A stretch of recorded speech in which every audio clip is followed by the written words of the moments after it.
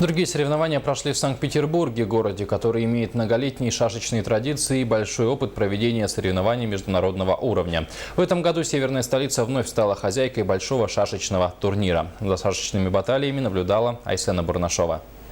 До 11 октября в конференц-зале отеля «Азимут» Санкт-Петербурга будет проходить чемпионат мира по шашкам 64 среди мужчин и женщин. География чемпионата этого года впечатляет. Это представители 4 континентов из 47 стран мира. Общий призовой фонд чемпионата составляет 3 600 000 рублей. В быстрой программе можно оценить выступление мужской вашей сборной как очень успешное. Есть и медали, и все остальные на высоких местах. Ну и ваши женщины тоже, я думаю, поборются. Потому что якутская школа шашек известна, конечно, на весь мир. И на любых соревнованиях они борются за самые высокие места. Чемпионат проводится раздельно для мужчин и женщин. Программа соревнований достаточно насыщена и состоит из молниеносной, быстрой и классической игры. Все программы проводятся по системе микроматчей из 2 партий. У мужчин с жеребьевкой ходов и позиций согласно официальной таблице секции 64. У женщин с жеребьевкой первого хода белых. Якутская команда, в составе которой действующий чемпион мира Николай Стручков и 7-кратный чемпион мира Гаврил Колесов, уже показала себя и заняла лидирующие позиции на пути к победе. Участвовали все сильнейшие шашисты мира.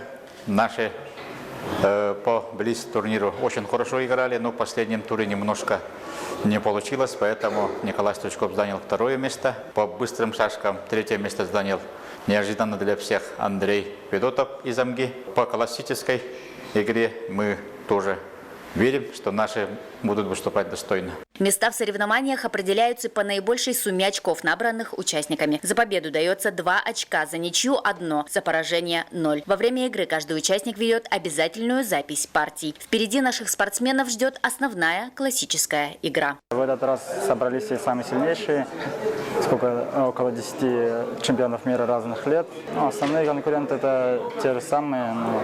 Но я бы выделил своего земляка Гаврила Колесова, 7-кратного чемпиона мира, а также Сергей Белошеев, Владимир Егоров, Олег Дашков. Классическая игра предоставит каждому участнику 45 минут до конца партии плюс 15 секунд за каждый сделанный ход. А перерыв между партиями составит 5 минут. На данном чемпионате победителям в каждой номинации будет присвоено звание «Чемпион мира по шашкам 64-2015». Также победителям вручат кубки, медали, дипломы и денежные призы. Айсена Бурнашова, Егор Максимов, Лидия Андросова, НВК «Саха», Санкт-Петербург.